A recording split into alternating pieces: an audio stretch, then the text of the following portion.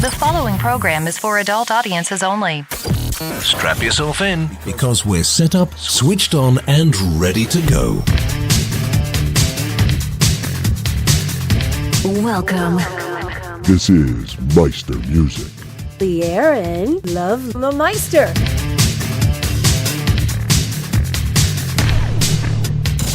Here is your host, Rich the Meister Dillon. Asshole. Did I roll my eyes out loud? CGCM Rock Radio. What rock radio should be. live on the set. Live to air.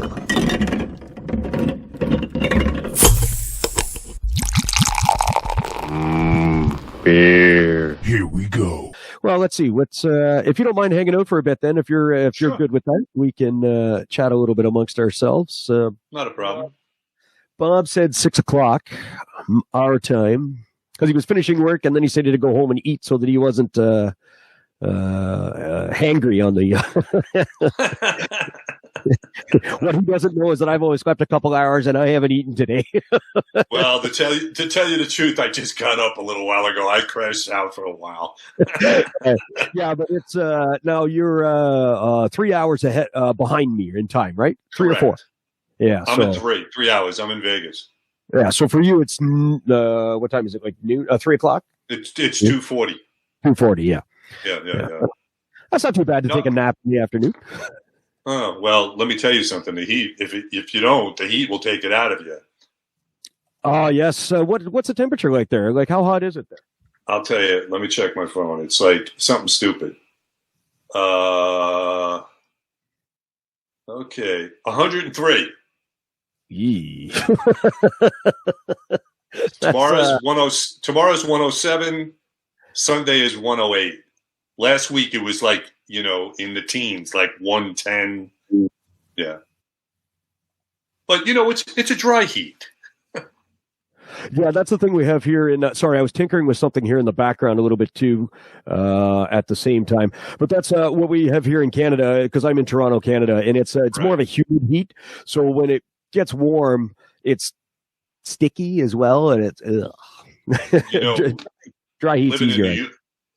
Living in New York, you know what I'm saying, than where I used to live. But I mean, I've been on the West Coast now for about 30 years, but I wasn't used to it. And about 2 months ago, I was with my fiance. We went to New Orleans, and I was not used to that.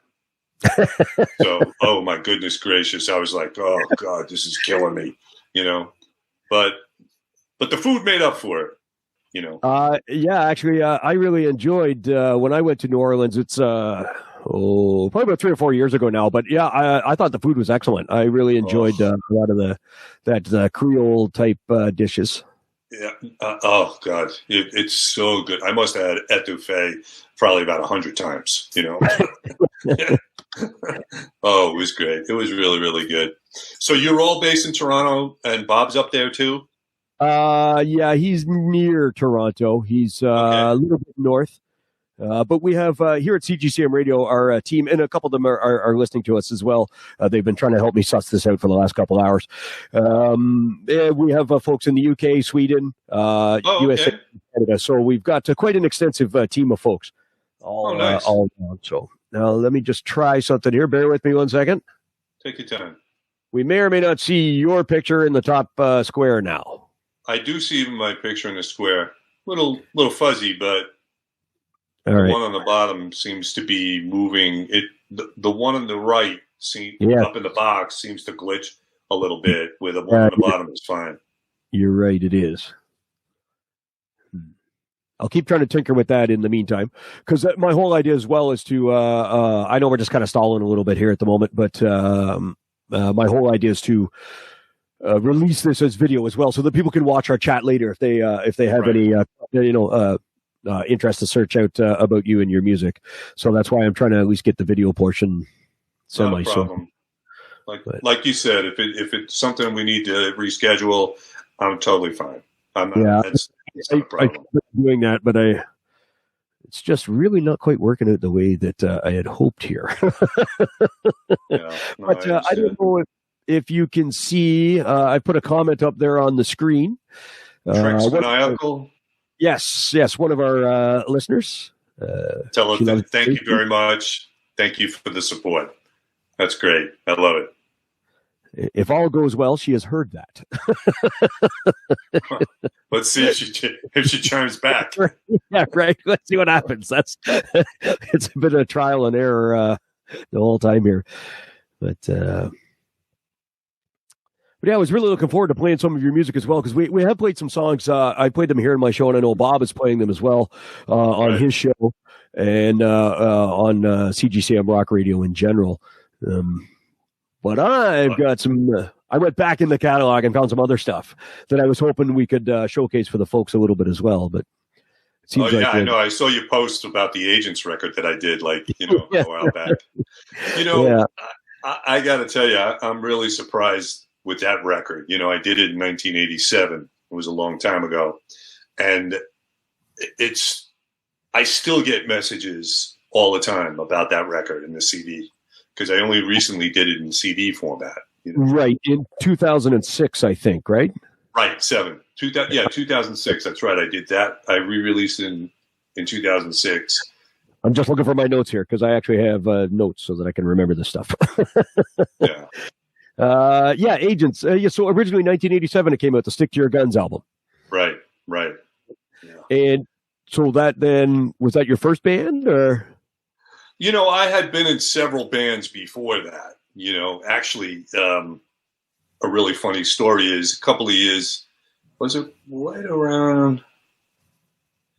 No, it was after that. That was after that. But I had been in a bunch of bands, original bands and things, and I just decided, I was getting tired of, nobody was serious. So I just got this singer from Florida, Pat Dubbs, who was actually another guitar player in the early versions of Sabotage. And I met those guys when, years ago, Chris and John Oliver and Doc Wackles, all great guys. And I was living in New York, Pat was living in Florida, and he came up and we started working on it. And, the story, which is really funny about it, is that we were working on a demo, Pat and I, and my little Tascam 4-track recorder, you know what I'm saying? Mm-hmm. And I had made some copies on cassette. Well, all of a sudden, probably about 6 weeks later, my friend comes up to me and goes, "Hey, what's going on, man? I saw you like this whole full page in this magazine. I don't remember exactly what magazine. And this guy's raving about your music." And I'm like, "What are you talking about?" I said, "I haven't even put anything out." So he says, "You should drive to this, newsstand, pick up the magazine." I don't think it was Metal Hammer. I don't remember. But anyway, I got it somewhere stashed, and it's this guy's going on about the songs, the 4 songs. And I went, "Wait a minute. Those are the 4 songs I put on the cassette." So the singer was with me. So I turn and look at him and I go, "What did you do?" And he goes, "Well, I took those cassettes and I sent them out to the magazines, and I'm like, and I was kind of upset a little bit, because I said to him, "They're not ready. They're not done." You know what I'm saying? Yeah. And he goes, "Well, I know." But it was like, I didn't even think about it. The next day, I get a phone call at my house, and this guy comes on the phone, and I hear him going, heavy French accent. What was it? I think his name was Jean-Claude. "Hello, this is Jean-Claude. I want to speak to Jose Ferro." And I'm like, "Yeah." And they go, "I am calling from Dream Records in France. Your friend Jack Starr, who is a friend of mine, it will help me, from Burning Star." I was going to ask if that told me about the band and blah, blah, blah and everything. And I was so excited. I was like, he goes, "We want to help you finish the album and everything." And I was like, "Oh, cool. Great. All right, call me back tomorrow." And I hung up the phone. And so at the time I was married, and I called Pat and everybody, and I'm like, "Hey, somebody's interested in helping us." And they're like, "Who?" And I didn't remember. So like I just told him, and I was like, everybody was yelling at me for not getting the information and everything. But the guy did call back, and eventually, they helped us finish it. And, we send the masters over there, and they pressed it in vinyl. And I got like tons of reviews from every magazine imaginable. Art Shock with a Metal Hammer, Burn in Japan, which was great. I was kind of proud. I got a higher rating than Kiss did at the time. But anyway, it was like that. But it's great. I wish I should have thought about it. I should have brought some of the magazines. I could have showed it to you and stuff like that. Just the covers and stuff. But it was great. It was really, really good. And but one of the magazines had like this big full 2-page spread on the band. And it was from the Netherlands. And of course it was in Dutch. And my mom was married to someone who was from the Netherlands. And I was all excited thinking that this is going to be a rave review. Well, my stepdad at the time goes, this is not a good review. They're they're ripping you on this review. But you know what though? Press is press. That's the way I looked at it, So, but I mean, it was unbelievable. Like I'm sure you don't want to see a negative review, of course, right? This is your creation, but maybe sometimes a negative review can also bring good traffic in the end. It makes people curious. But like I said, no news, good news or bad news, it's still news. So it didn't matter. But it was good though. And then I moved to California, and one of my friends out here who I had met, it was probably about 2006 or 2007. He comes up to me and he goes, "Hey, were you in a band, Agents?" Because I wasn't really saying anything about it. And I said, "Yeah, how do you know?" He goes, "You're in this magazine article." And I'm like, "What are you talking about?" Well, another one of these stories, Right. So the guy brings the magazine, and this guy from Sweden, it was like the top 25 albums of the 80s. And I don't remember the exact number. I think we were number 10. And really? The guy says, yeah, I was like sitting there, I go, I can't believe this, And he goes, too bad this is not in a CD format. So I went back, got it a little bit remastered, printed in CDs, and then I was selling it to a CD Baby, and it was like gangbusters. I couldn't believe how many people were buying it, And now, of course, then it turned to the whole digital format where everything is, Spotify and everything. But it was, it was great. I still have some of the CDs I'm selling. I got, actually, it must be from you guys, because I just got 3 sales on Bandcamp for the CD, for the Agent CD. It might possibly have been from us, or I know it is. I think it is. But it was like, wow, this is amazing. You know what I'm saying? Yeah, that's. Hey, I'm glad. Look, to help you. Art Shock from the Netherlands. Yeah, I don't know what that means. If I put it up on screen, that's a magazine. That's a magazine. Okay. All right. Yeah, but that's great that we were able to help you sell a couple. I mean, I'm just going to take credit for it. So, to be honest, until I started, it's actually thanks to Mark Oosterwick, who's here with us in the chat room as well. If it wasn't for Mark, I may not have been introduced to Jose Ferro. He asked me to check out the new album, which we're going to get to the new album. I know Bob wants to talk about it. That's why I'm kind of skirting around that at the moment. Yeah. But so a big thanks to Mark for that. But then when I started doing some prep for this, because I want to know a bit about your background so we can have an informed conversation, I found those Agents record, and as soon as I put it on, the opening track is the title track, and I'm like, oh my god, like it's right. It's how I grew up. That's what I listened to when I grew up, was that 80s sound like that. It was just like, oh, I'm loving this, right? Anything from that era to me is awesome. So I was glad I found that. But I do have to give a special thanks to Mark Osterwick, because the story how I met him is really interesting, because there is a guitar player that I knew in 1987, right around the same time as Agents. And his name was Tom Jude. Tom was playing in this band called Warlock, And eventually he went on to play with Doro. Mm-hmm. You know what I'm saying? And great guitar player. He called me and asked me to play on some demos. And he had with this gentleman named Shmulrik. And I was like, yeah, sure, no problem, you know? So I did the tape and, you know, we did these songs and stuff like that. Never really heard anything about it again. He had given me a cassette and it was the Vision music that's on the CD. Right, okay. So Tom got in touch with me all these years through Facebook, and he actually sent me the CD. And I was like so amazed. I was like, holy moly, I totally forgot about these songs.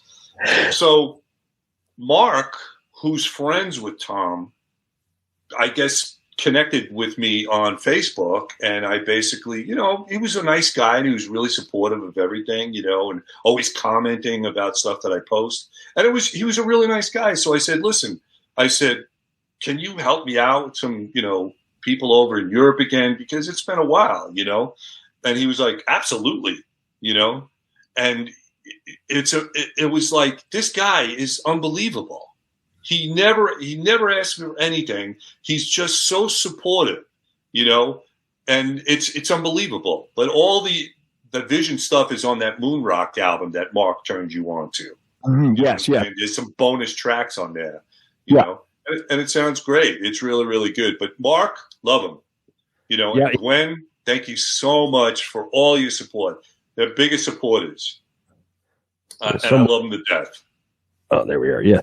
Yeah, the same, actually. I don't even remember how it was that Mark turned on to what I'm doing here with the live streaming show thing. And really, I'm just an idiot, but I'm a music fan, and I'm just trying to introduce people to music. I like hearing it myself, so I'm having fun. And, you know, people tune in, and they get to introduce me to music, and I introduce them. And Mark stumbled on my stream, and since then, the same thing. He's been very, very supportive of what I'm doing here. He pretty much tunes in every week, and he's turned me on to a lot of bands as well, including Jose Ferro. So I thank you. Thank you, Mark. I love you, brother. Thank you so much. I really appreciate all your support. And I know that him and Gwen were looking forward to our chat today as well. So nice to have them on the stream. Well, he's definitely messaging on the chat. Yeah, that's I got to keep flipping back to see that, to put it up on the screen, because the original way of doing it didn't work so well. But yeah, it's fantastic. And I know Mark's a big fan of music in general. And I was really looking forward to this past weekend. I was in Germany at the Headbangers Open Air Festival. Okay. Mark was also supposed to go to that, so we were going to meet for the first time, but unfortunately he couldn't make it, so we didn't get to meet yet, but we will. Right. We'll meet him in person. Yeah, I've never met him in person. You know, it's funny. It's just I can't stop raving about the guy, because he's just so nice and so supportive, and just been like, you know, pounding this my solo CD like to everybody and stuff like that, and I'm like, who is this guy? You know, it's usually, you know, when you come from New York, you're always like, when somebody's too nice to you, you're always like being really cynical. Like, what does this guy want? You know what I'm saying? What does he want? But it's unbelievable. It's really, that's fantastic. And I know there's a lot of folks out there like Mark that support music, be it classic stuff, or, you know, AC/DC, or even, you know, some newer bands, and they like to discover newer stuff. There's a lot of people out there like that. And we really need those folks. You guys as creators, as the musicians, need them. And so do I. I have a hunger and a thirst to find new music. So I really appreciate the stuff I found in your catalog. But now let's see what's going on here. Bob Bannister is ready to join us. Let's see what happens. All right. Hey, Bob. There How's we go. It going? It's going good. How are you, Jose? Awesome. Now I got to fix this. Awesome. Talk amongst yourselves for a second while I do some housekeeping. This all right. This is typical Meister. Typical Meister. Talk amongst yourselves. Well, Bob, you have no idea what's going on here. You're fed. Everybody's good. That's right. I just got home from work. Yeah, full belly. Got my coffee. I'm good to go. Oh, I probably should grab some caffeine somewhere, but that's great. Thank you so much once again, gentlemen, for having me on, and I'm so real appreciative, like everything that you guys have been doing. I really am. No, it's sorry. Go ahead, Bob. It's an absolute pleasure. I mean, really, I mean, when you come across some really awesome music, it's, you just got to hit it and you got to run with it. Right. Thank you. I really, really, really appreciate it. And just to fill you in quickly here, Bob, on what's been going on, I'm having some major sound issues getting things to work correctly. It's been very frustrating all day. Big thanks to the team of CGCM who's been calling in to help me all day. And even my entire show today has basically been no music and just me talking. Oh, boy. It feels like I'm from the 80s with a Ouija board. Like, are you there? Can you hear me? So, I think I had a morning like that one time about 15 years ago in my radio career where none of the music would play. So it was just me talking for like 4 hours straight. I've told some stories today that I don't think people wanted to hear. It's been an interesting broadcast, worse than my normal one. So, oh, that's so funny. Just so you're caught up. So, unfortunately, with that, while the audio for us talking, for all reports, sounds very good to the folks listening, there's no music today. I cannot play music. It sounds terrible. Oh, so you can't get in any Meister, what are you doing to me?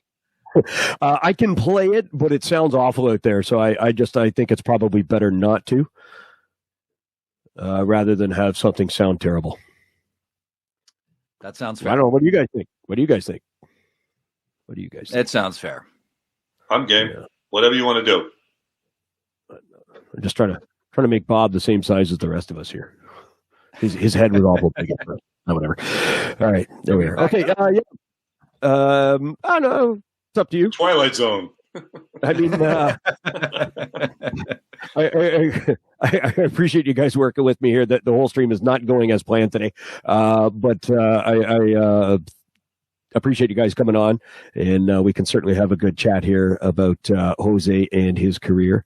I've missed a bunch of stuff that's going on in the Mixcloud chat room. I've missed some of that. I apologize for that, folks, but here we are. We're ready to go. Jose and I have already had a little chat about one of his early band's agents, so you've kind of missed up on that. But I purposely tried to avoid talking about anything about the new solo album because I know you wanted to talk about that a little bit, Bob. Absolutely. Sure. Yeah. So tell us, how did this come about? It was interesting. I had met Gus G.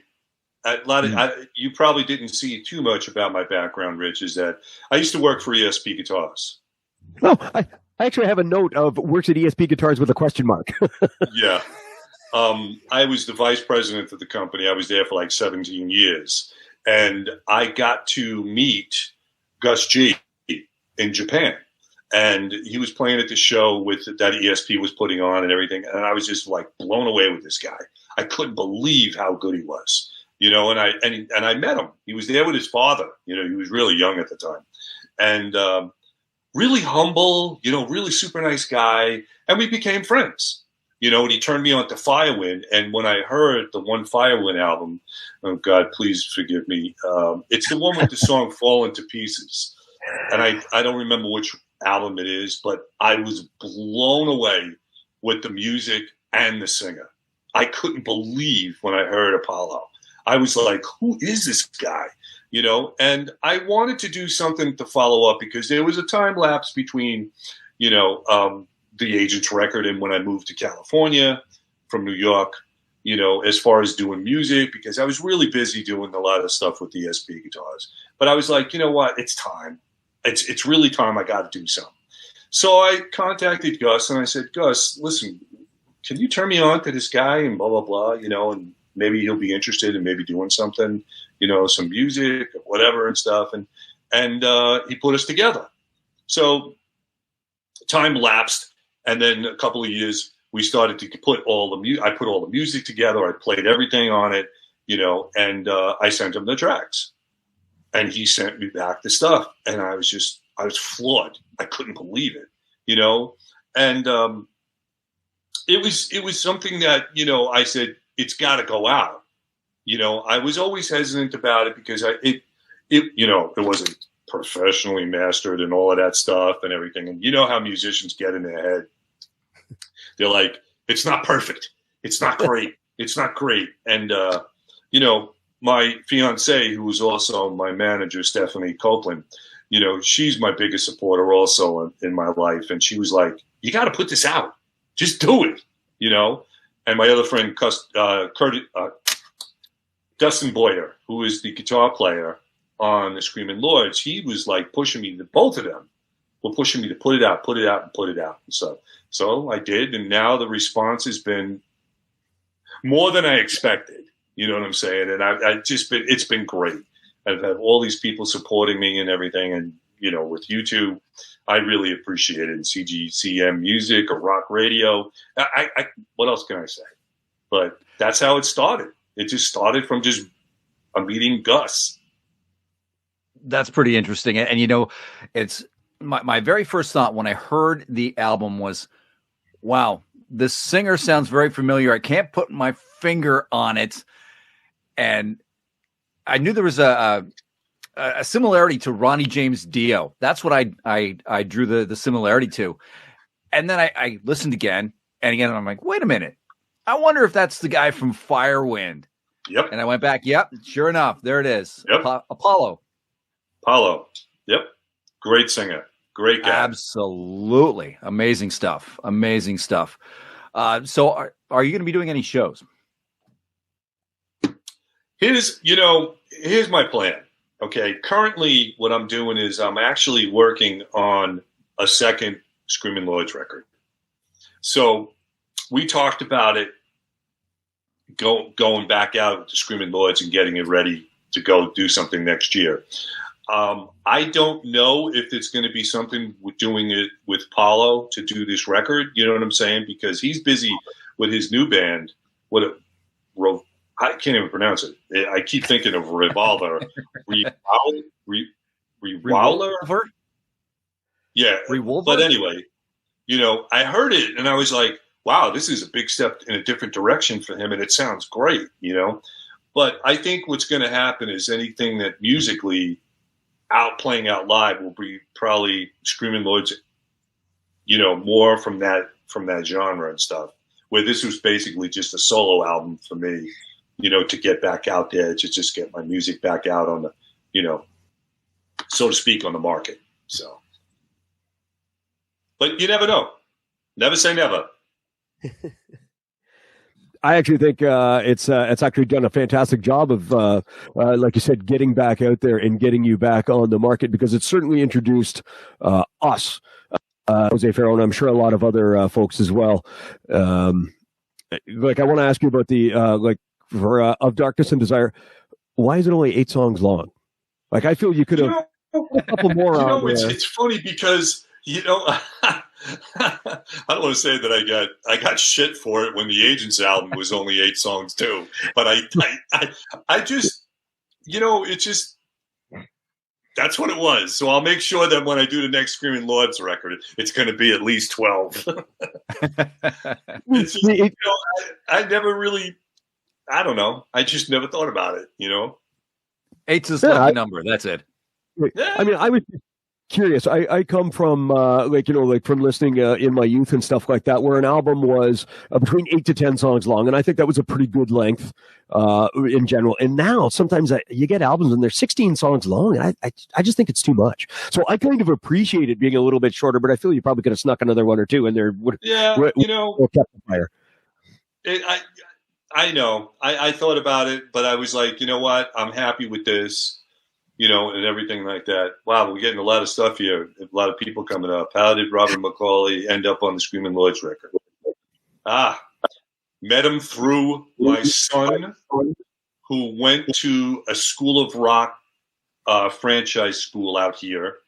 And the owner of the School of Rock was Frankie Avalon's son, Tony Avalon, who introduced me to Robin. And that's how the song came about. So there you go, Metal Mike. Thanks for the question. That's Metal Mike 71. He's tuned in from Sweden right now. So for him, it's after midnight. So it's already Super Saturday there. Yeah, right. No, that's right. Today's Friday. That's right. Yeah. Oh, brother. Yeah, but for Mike, it's Saturday now. Yeah. Exactly. But not, sorry, I'm just going back to my notes here. I closed them.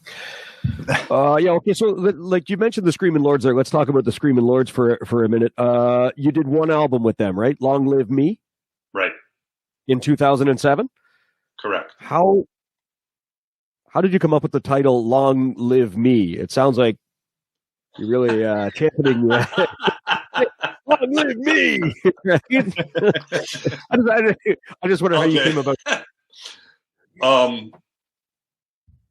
My first wife would always say that I'm always arrogant. She said to me that I was just an arrogant person. That's why we're not married anymore, And I had found this shirt, and it was I don't remember where I bought it. It was a skull, crossbones with a snake, kind of like a pirate type of vibe to it. And it said, "Long live me." So just to piss her off, I bought the shirt. and I would wear it all the time, and I would be like this all the time. That's how I came up with the title. That's actually a much cooler story than I thought it would be. And I would have done the same thing. I would have bought the shirt and I would have worn it to piss off too. I would have done the same. So, yeah. But again, I came to the Screaming Lords because we've been introduced to you, and then we've gone backwards. And I got to say that's a fantastic album. And I know there's a few guests that you have on there as well. But I do have to ask. I saw a video. I think it might have been on your personal Facebook page of you at Sweden Rock Festival with the Screaming Lords. Right. What year was that you played there? Do you remember? Because I've been going to the Sweden Rock Festival. 2010. Might have been 2010. Missed you by 2 years. I've been 2012. Meister is so that's the king when I stopped there. I'm like, wait, what? What, this guy played Sweden Rock? How do I not know this? Right? Meister is the king of European festivals. I do tend to travel, yes. And we here at CGCM live vicariously through him. Well, that's good. Yeah, that was interesting. That whole show with that. The distributor that what ESP was working with in Sweden.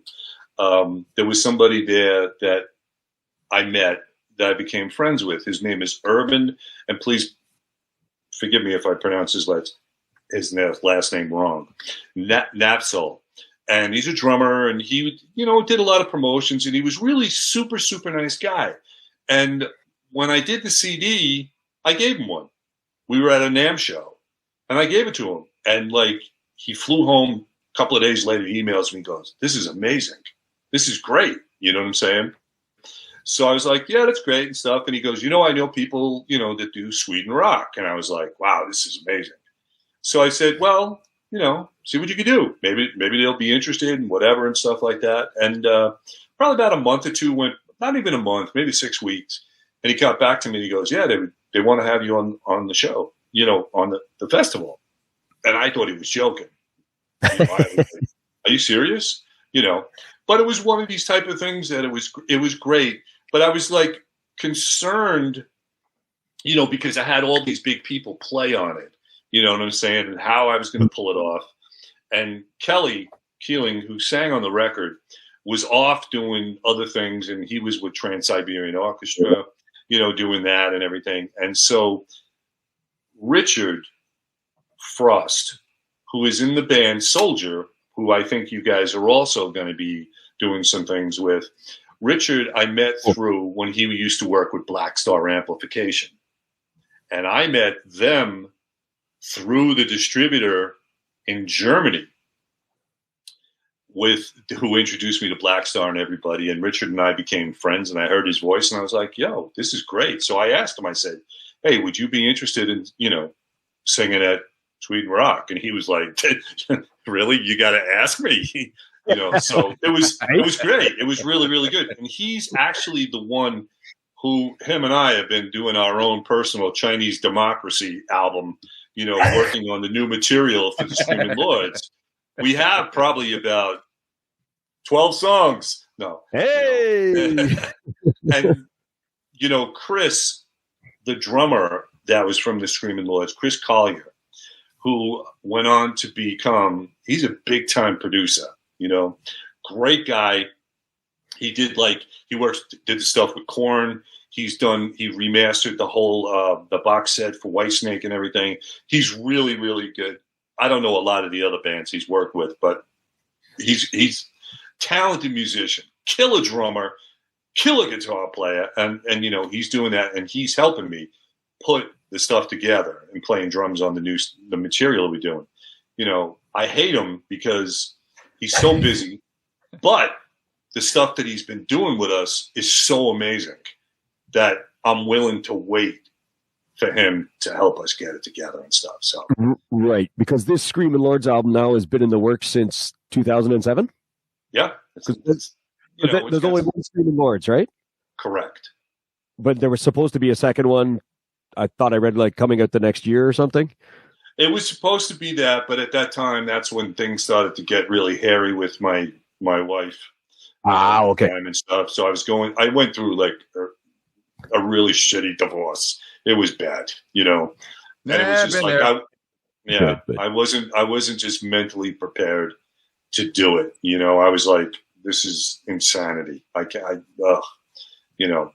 And things ended at ESP. So I was like, kind of like, whoa, what happened here? You know what I'm saying? So my life did a big turnaround, Yeah. So, but then, I met Stephanie, who I said, Bob, Stephanie is my fiance, who's also my manager, Stephanie Copeland. And, we met, and she's been my biggest supporter. She yells at me if I'm not practicing or I'm in the studio. I mean, how lucky can I be with somebody like that? You know what I'm saying?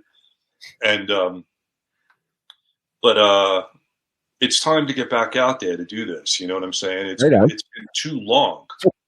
So the songs that that you've got ready, the 12 songs, they were originally, you started writing them back then, or they're totally new? They're totally new. You know what I'm saying? Okay. They're new songs that I've been doing with Richard. I toyed around with a couple of them a while back, but they're all new songs. Everything is new, And the one song that we finished, it sounds amazing. I mean, Chris did an amazing job of it. The quality of the song. If you guys like the stuff that I did, with the Screaming Lords and with, the Of Darkness and Desire, wait till you hear this. This is so pro sounding. It blows me away. So is that something that you're thinking to release as a single, ahead of the album or something, or are you gonna wait till everything sort of? Or? It's funny because there's this whole new trend. I don't want to say about a new trend, but a lot of the bands have been releasing singles. You know what I'm saying? Instead of doing a full length album. And, Chris and I, because Chris is always there doing everything, in the scene, in the music scene, working on records and working with bands and new bands. And it seems to be a trend. Yeah. I was watching something the other day. Sorry to jump in here, but I was watching. No, please do. And that's exactly right. It is a trend right now. There's not a lot of bands or artists that are seemingly wanting to release a full length album. It's like, here's a single, here's 2 or 3 songs, here's another single, and everybody's going, okay, that's great, but give us more. Give us something to feed on. Well, I mean, for me, no problem. We're all kind of talking at the same time and with a bit of a delay. But I agree with what Bob's saying there. I'm an album guy. When I first started listening to music, you'd hear a song on the radio or whatever, and the first thing you did is you went out and bought the album. Then you sat on the floor with the vinyl and you put it on and you read every single word in the cover. I'm an album guy. I feel it kind of takes me on a journey from start to finish through the album. One song is great and you might have a favorite song on it, but I really do like an album, a collection. Of 8 to 10 songs. Well, I have one song that we have that if I was going to do it, to release something brand new, I do have a song that's completed, but I don't want to release that one as the first one because there's another song that we're finishing up right now that I'd rather have that one come out. I might test that theory, or I should say the trend or whatever you want to call it, maybe releasing a single, waiting another month, release another one. But, maybe for the next couple of months to do that till the end of the year, and then come out with a full length one in January. Because my goal, I really, really, really want to do something, get back out with the Screaming Lords and play next year. Right on. I'm just we're totally open to playing any singles or anything you may have. I appreciate that. I'm fishing for new music already. Well, I mean, like I said, the song that we're finishing up right now, everything is done, and it's pretty much done. It's just a matter of getting, putting the final mixes together and everything like that. I spoke with Chris the other day, and he said that he's going to finalize it next week. So it's great. So maybe I'll send you a CD. Now, speaking of done, how do you reach that point where you go, okay, that's it. If I monkey with this anymore, I'm going to ruin it. Like, I know personally when I'm working on my radio tracks and stuff, I'll reach a point where it's like, okay, I can produce this, I can make it sound really good, but if I go any further, I'm just going to ruin the whole thing. What's that process for you, Jose? It's usually somebody else telling me it's done. It's definitely like one of those type of things. But I could feel it. You know what I'm saying? When I'm listening to back, because I'm extremely critical. I don't look at my music when I write it. I do it more. I listen to it as a musician, and I listen to it as a consumer. If somebody else, I always put myself into the place of me being a consumer, listening to the music, and I lean on that a lot, where if I know musically it's done and I could sit back and go, yeah, this song hasn't bored me yet, then I know it's done. But it's usually, like I said, I mentioned, I think you heard it when I was mentioning, Dustin Boyer and Stephanie had said to me, the music's done. It sounds great. Do it, And I was like, but they said, just do it, and that's how it came about with the solo record, Absolutely. Absolutely. And I got to say, when Mark Osterwick, when he first suggested that I had to listen to that Of Darkness and Desire, I thought, okay, I'll give it a shot. I heard the first song and it's just like, okay, wow, this is just absolutely amazing stuff. I just absolutely loved it. And when I listen to new music myself, like I said before, I was in radio for 20 plus years. So I come at it like a radio programmer. If it doesn't grab me within the first 7 seconds, I'm done. This had me within 2. Wow. That's a compliment. Thank you. You're welcome. Wow. Thank you. Thank you. I mean, it's generation. Oh, sorry. Go ahead, Bob. No, go ahead. You go ahead, Meister. I was just going to say Generation Evil is the song that I probably played on my show the most. I played it a few times, but I also really like Mother Superior. I think that's a fantastic song, right about middle of the album there. I'm not going to really talk about another station, but there was somebody in Australia who has been said, that's the song I want to, do airplay with. And I was surprised. I was really, really surprised. I love the song. I think Apollo sings his ass off on. Well, he sings his ass off on the whole CD. I mean, I'm never going to take that away from him. But yeah, I was surprised. But everybody's got the one thing that's really cool is I'm seeing this trend, if you may call it, that people have their favorite songs and they're all different.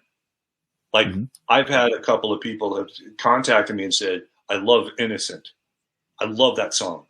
And then another one was like, I love Defeated, and now Mother Superior, Generation Evil, of course, because I thought that was going to be the one that was going to grab people right away to do that. But it's even the ballad, you know what I'm saying? Like somebody, it was really nice on Facebook, some consumer or whatever, fan. Thank you. Let me reword that. Fan. Said to me, this song hits me right now in my life. And I was like, wow. It's like when you could write material that hits somebody like that, be it whatever type of music, you know you're doing your job. Yeah, exactly, and it really shows. To me, it shows a test of how quality. That's not the right way to say it, but you know what I mean. Like the quality of music that's on that album, with so many people have different tracks that really hit them differently, right? It shows there's not really anything that's a throwaway track kind of thing. You know, there's Right. different things for different tastes, and it really shows the high quality that you've got on there. I think that's great. Thank you. And Mark used to make like And when we put that Generation Evil up on the top 20 poll, I was really surprised at how quickly it garnered votes. It just like bam, bam, bam, bam, bam, bam. It just outvoted everybody else. It's just an incredible stuff. Well, I'm humbled by it. You know, it's like, what can I say? You know, it's just, I'm not that type of guy that, you know, I'm not arrogant as much as the Where's my long live me shirt? Long live you, yes. Yeah. I'm humbled by it, you know, and it's just because, look, you know, the other side of my life is that I've done retail and wholesale in the music industry for decades. You know, I used to work on 48th Street in New York City all during the 80s, you know, in Sam Ash Music, and I worked at Manny's Music. I've met thousands of musicians, famous people, you know, and some that were just the nicest guys, and some of them, I hate to say it, the biggest assholes. Am I allowed to say that? You know? You can say whatever you want. Just some of them that I just go like, holy crap, you know, and that phrase that always pops into my head, be careful meeting your heroes because sometimes they're going to let you down. And there's been a couple of them that just really let me down. And I swore that I would never, ever be like that type of person, you know, just to be arrogant like that. You know, I can't, that's not me. It's not in my DNA.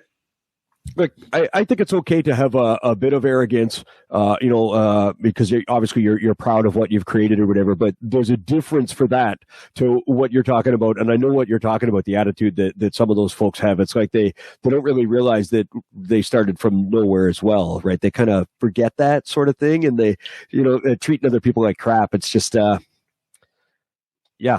met a few of those folks too. And sometimes it's you don't want to meet your hero sometimes. Yeah, it was just, it was kind of weird. You know what I'm saying? There was a lot of people that I met, and I've been threatening this for quite some time.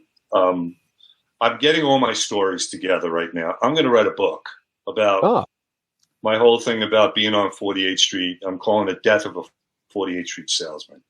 And I have stories, tons. That's why I said to you originally, I have tons of stories.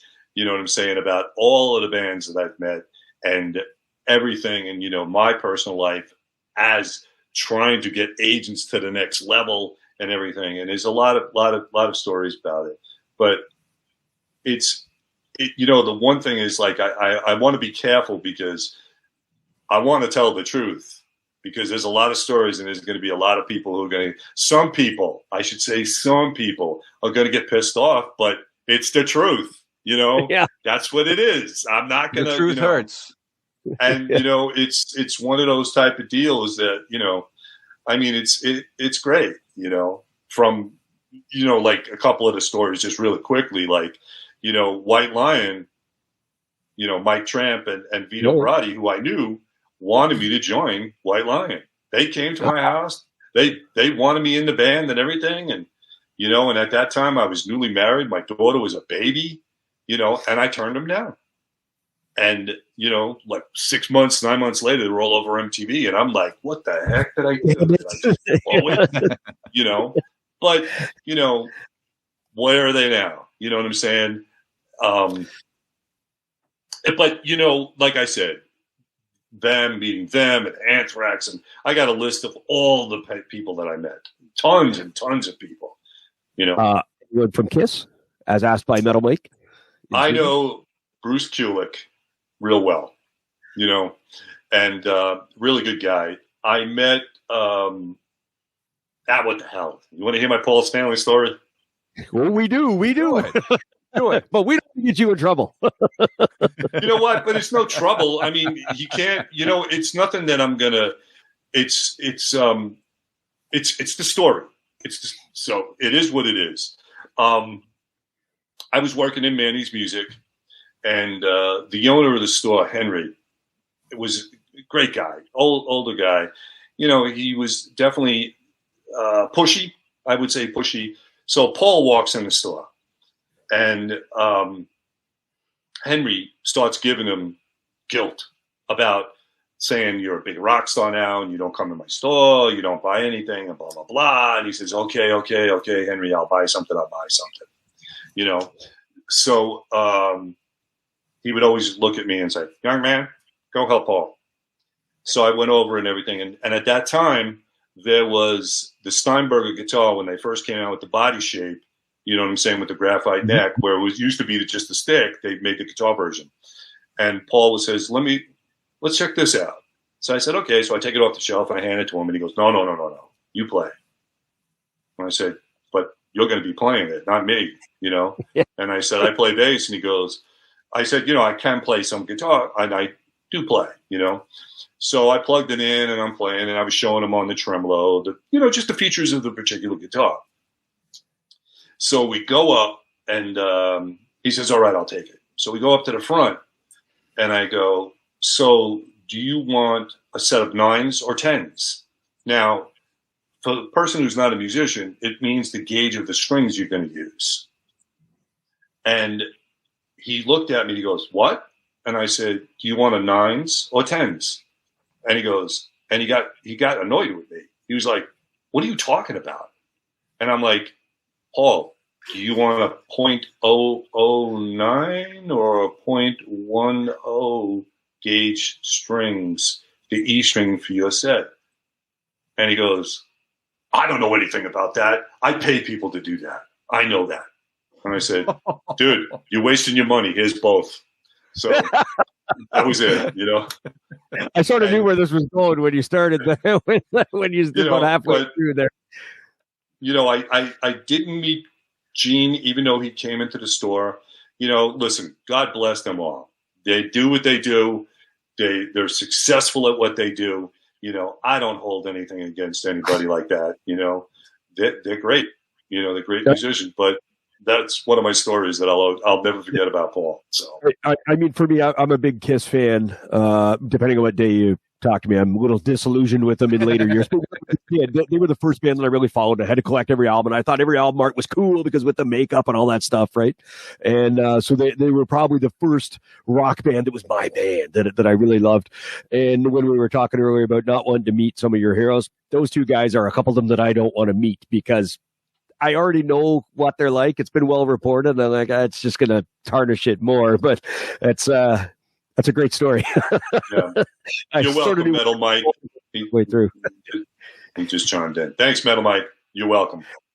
Yeah, he's a big Kiss fan as well. So yeah, but Bruce Kulick, he's a great guy. I've known him for a while, and I kind of feel bad for him. Like it seems like he's just been, whatever. But it is what it is.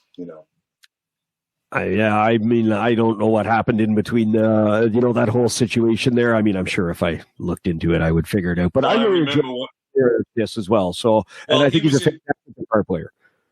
He's a great guitar player. He's endorsed by ESP, and then I remember him telling me the day that he said that it looks like Ace is coming back. And it's really weird at the time. I think I'm not 100% sure, and somebody should check, that Bruce was actually in Kiss longer than Ace. I believe you're correct on that one, yes. I think somebody told me that, you know what I'm saying? That as far as being in the band, that he was in the band longer and stuff, but it is what it is. I had a quick guess. That's 100% possible. I'm just trying to remember years of albums when, depending on how long they were in before or after albums were released, whatever. That's quite possible. Yeah. Quite possible. Absolutely. But I also hear good things about Bruce. And I follow Bruce on social media, and it sounds like he's doing quite well in Grand Funk. Sounds like he's having a hell of a time on the road with them. I am so into Grand Funk. Mel was one of my first. Well, I would say he's my second influence on bass guitar. He's just an amazing, amazing bass player. Absolutely. So getting back to the album, where did the title of Darkness and Desire come from?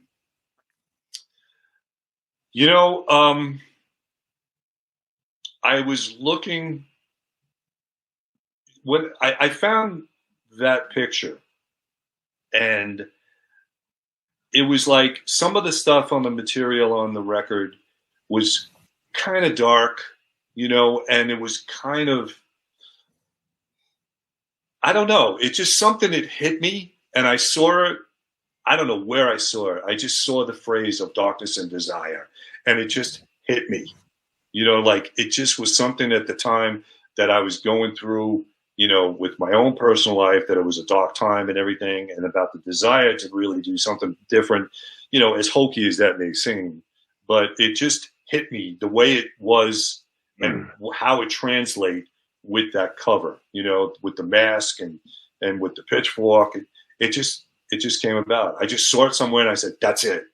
It's one of those that's when I knew I was ready. I was done, when I saw it. Yeah, you get the title, you get everything, and everything falls into line like dominoes. Oh, well, sometimes that happens, it just, even creatively, like when I wrote the song Glad Rags and Limousines, the one that Robin McCauley sings on, man, that song came together like that, like it just went boom, fell right into place. So, but it was one of the things. Same thing with the title. I was like, you know what, this is perfect. Then how long did the entire album take to come about?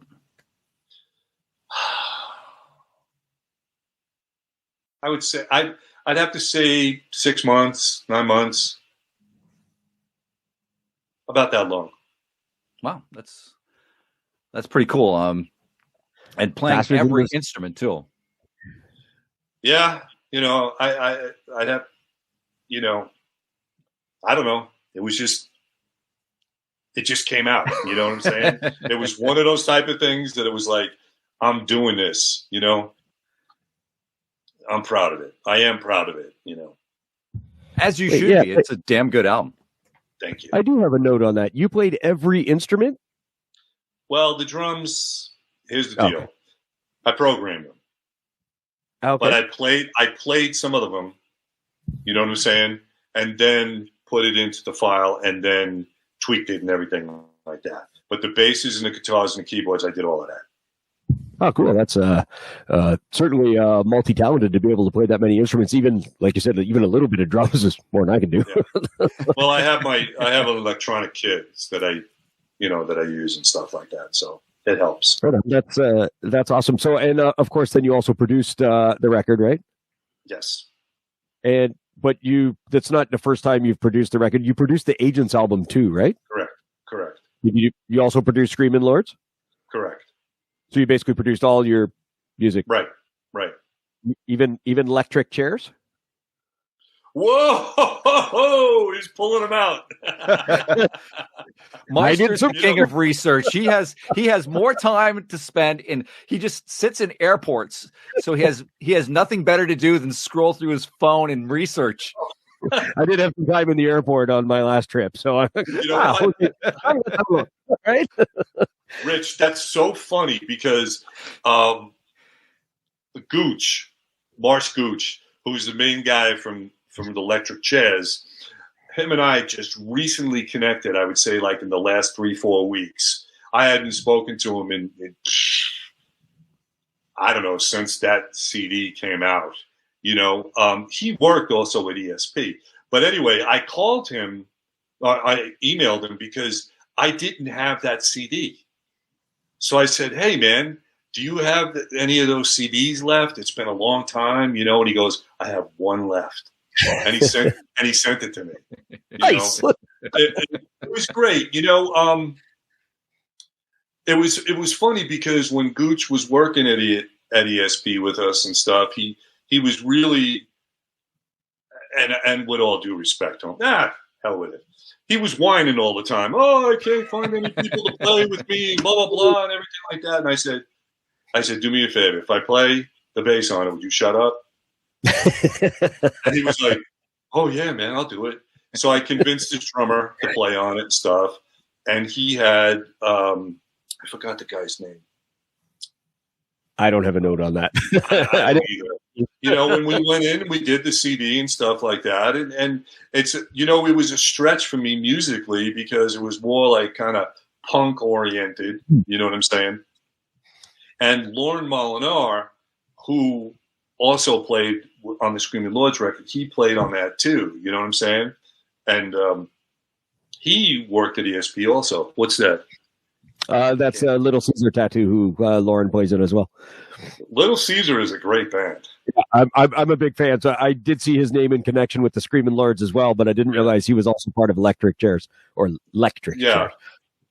But it was good to stretch, and that's the thing, and that's what I'm into doing musically, even today. You know what I'm saying? Because if you really listen to the Screaming Lords and you listen to my solo record, it's way different. It's different, And I've been also working on some I call it instrumental music, really bass oriented, like dubstep and, a lot of things like that. I have a bunch of material that I've done like that too, that I may just put out as something completely different. I love to stretch musically, and that's one of the reasons why I did finally agree to help Gooch out and just to shut him up. But, I love you, Gooch. But I've had enough of you. He's a good guy. Was there 2 Electric Chairs albums or just one? I don't know if there was 2. I did the first one. I think there's 2, but I didn't know if you played on the second one or not. I didn't come across. No, I didn't even know there was a second one. So no. Well, one article I read said that there was. Maybe there was work on one and it never came out. I don't know. I don't have it, but honestly, I don't have that answer. Yeah, no problem. Yeah. Hey, I feel that if you played on it, I feel you would have known that it was there, right? Yeah, exactly. Well, I mean, I would hope you do. Someone's not just stolen your parts and put them in there or something. But that hasn't happened yet, but you never know. We'll see. But anyway, I don't know if you saw there, but Metal Mike from Sweden, he's had to go, getting late for him, but he says good luck with your music and looks forward to hearing more and reading the book as well. Thank you, Metal Mike. Thanks for logging on and chatting with us. I really appreciate it. Have a great night. Actually, Meister, Jose, I've got to run myself. I've just got notified that I've got carpool duty that I've got to take care of right now. Yeah, and with Dad. Yeah, right. Well, Bob, thanks very much for coming in to chat with us here. I know that you're a big fan of the Of Darkness and Desire album. That's why I asked you as well when this came about. So appreciate you chiming in, and of course, I appreciate you coming on as well. Just want to remind everybody of the top 20 countdown coming up tomorrow at noon Eastern, right here on CGCM Rock Radio. Yes, and the top. Bob, thank you for all your support. I really appreciate it. Thank you so much. You guys are great. I mean, I'm just blown away. Thank you. I really do. No, man, we appreciate what you've created, and we certainly enjoyed ourselves. I mean, if we didn't, we wouldn't be talking to you right now. Right? So well, I'm not interested in talking to somebody who music I hate. Right? You could be lying. Yeah. Take care, Bob. Yeah, but no, I certainly appreciate you coming on, and like I say, it's kind of opened us up to a bit of a world, and thanks to Mark Oosterwick for starting that off. Oh, geez, Now the camera changed. He left, and it screwed up the camera there, but not a big deal. Anyway, I think. I mean, do you have anything else that you want to say to the folks out there, or? I mean, it would be great if we could play some of these songs that we were talking about, but we'll do it again later. We'll do it another time. yeah, maybe when you've got a song ready to release or something like that, we can have you on again. And by that point, maybe I will have things just sorted out. Hopefully, that sounds like a great idea. You know what? That's what we'll do. We'll debut the song on your show. Yeah, that way it gives us. To debut it even is even awesome. Thank you. Let's do that. You know what I'm saying? I'll keep in touch with you, and then I'll keep you posted on it. And then when it's ready to do it, we'll do it. Yes, and that'll give me some more time to get this kind of stuff sorted out, so that we can play music that we're talking about a little bit as well, and hopefully give a better experience for the viewers and listeners. But it seems everyone's enjoyed our chat with you. And I like those Kiss stories too. So that was pretty cool. You telling us. I hope they're not going to be knocking on my door ready to kick my ass. You know what I'm saying? But all of a sudden, CGCM Rock Radio listeners, go right through the roof. We know that they've said something.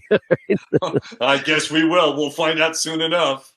Yeah, but no, I really appreciate it, brother, and hey, keep on rocking. We look forward to new music and the book as well. Let us know. I know obviously you have to write it; it's going to take some time, but whenever that gets close, let us know as well. We're happy to promote that on the website as well.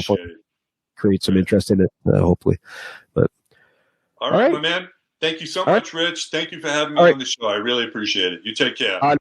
No worries, brother. I appreciate it. And like I said, I'll release this later, so I'll send you the links and stuff for it as well. Okay, thank you. You take care. Have a great weekend. Cheers. Thanks, man.